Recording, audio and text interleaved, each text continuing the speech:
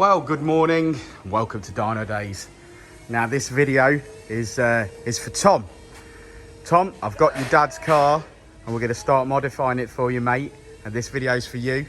So, first thing we're going to do on this motor is we're going to fit a K&N induction kit. It's going to make some noise because we've got a forge RS valve. The forge RS valve is actually a recirc valve. Now, the recirc valve is designed to put air back into the system. Generally, with a standard airbox, you wouldn't hear this. But when we fit a K&N induction kit with a code on the end, so that the air can suck through the code, when this dumps back, you'll hear the noise of the dump valve actually through the code, because it won't be muffled anymore. We've also got to do a timing belt on it. We're going to do, what else have we got? We've got hard race lower arms to do. We've got BC coilovers to fit, so it's going to be a little bit lower, Tom, when your dad gets it back. But that means it's going to drive a lot better. He's going to be able to go quicker, I'll tell you that. We've got other bits and bobs to do, like rear brakes and things like that. And then the pièce de résistance is we are going to map it and make some power and make some noise. And that's going to be a great video. Now, some mods that we don't often see, but we've got this Ecutek twin pass front mat intercooler. It manages to stay safe behind the bumper, so there's not a lot of trimming to be done, and it does look very neat and tidy. Now, obviously, it doesn't flow quite as well as the massive Ecutek Rally Art version of this intercooler, but it's certainly going to do a job. Shall we see if it's got an exhaust? Let's have a look. Okay, it looks like we're on the standard stock exhaust still. I'm lying down, so I hope you appreciate this. Yeah, so we're on a standard exhaust system. It's still got its cats in place by the looks of it. Yeah, I'm glad we're going to be doing the suspension, as these are looking a little bit tired. Probably the original suspension from 2006, so it's going to feel like night and day when we've finished it. I think it is due an exhaust at some point, but yeah, it's a nice one. As you can tell, it's black. And we've got a leather interior, which might suggest that at some point, although I can't see any stickers, so yeah, just an optional upgrade. We've got no sunroof, so it'll be great round a track. And he's already put some 5W40 fully synthetic oil in it.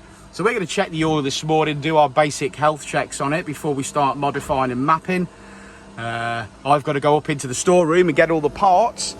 So yes, so that's going to be a great day's worth of work. For me and Richard, because our Jason has pretty much mullered himself playing football and hurt his leg. So let's get cracking. We've got 2 days to get this done.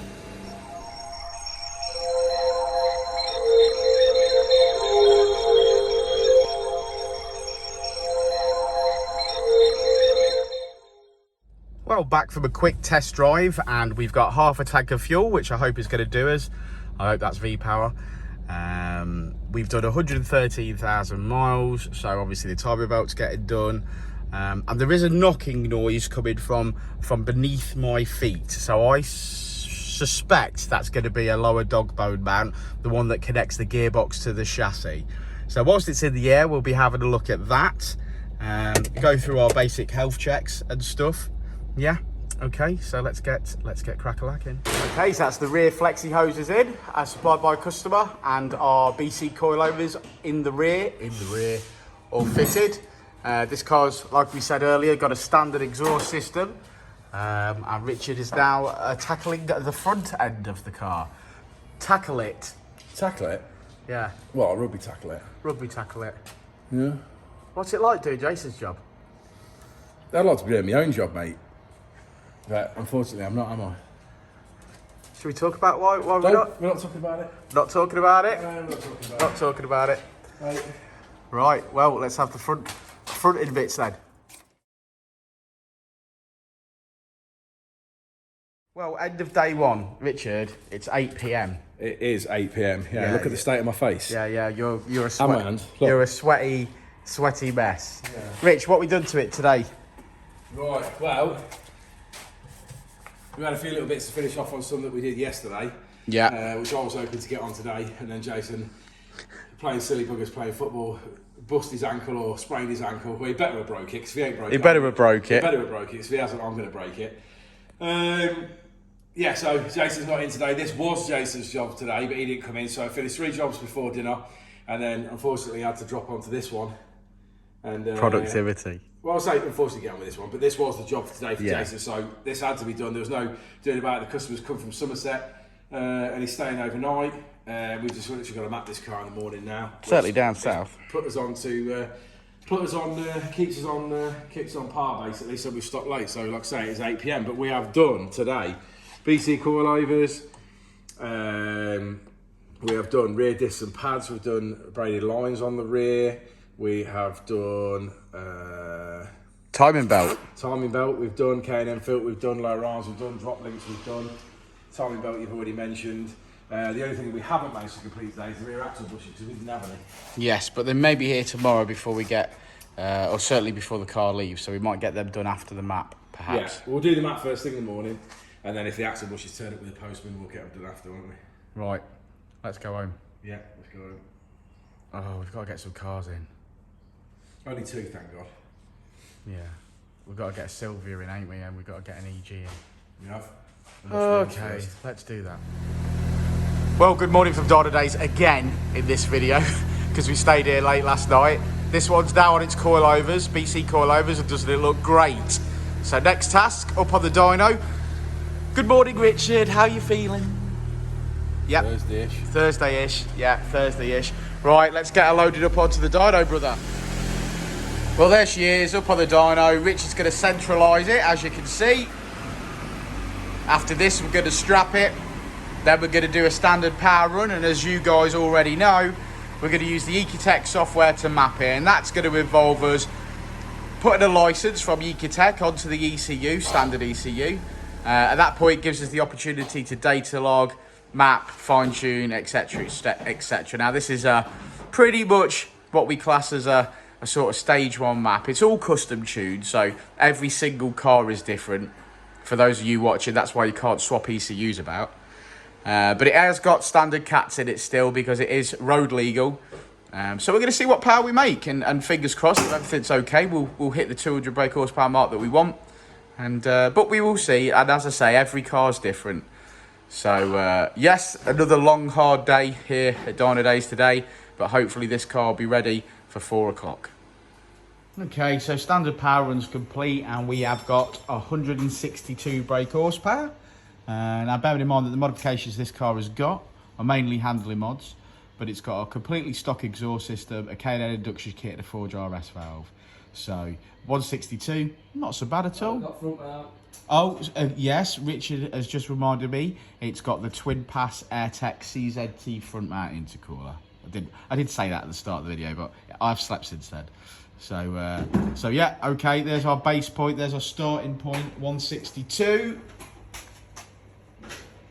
Okay, so Richard has now installed what we call our base, our starting point, and that's the Ecutek race ROM with the Ecutek license. It gives us a good place to start from, and at this point it's about data logging, fine tuning. So we're going to run it on the dyno. We're going to have a look at the boost, and then we're going to have a look at the fueling, see what sort of power she's making, and keep going and keep tuning. So there we go. Richard's looking excited. A lot to do today, no time for excitement, I'm afraid. Yeah, this may be, well, it's not going to be a short video because it's been 2 days worth of work, but it's... Yeah, we've still got rear axle bushes to do on this car, haven't we? We have, they've got to turn up, so yes, we've got lots to do, so I think we'll get through the map, finish the rear axle bushes, and this one will be good to go. But seems to be behaving itself at the moment. Touch wood, where's some wood? There we go. Okay, here we go. Base mapping done.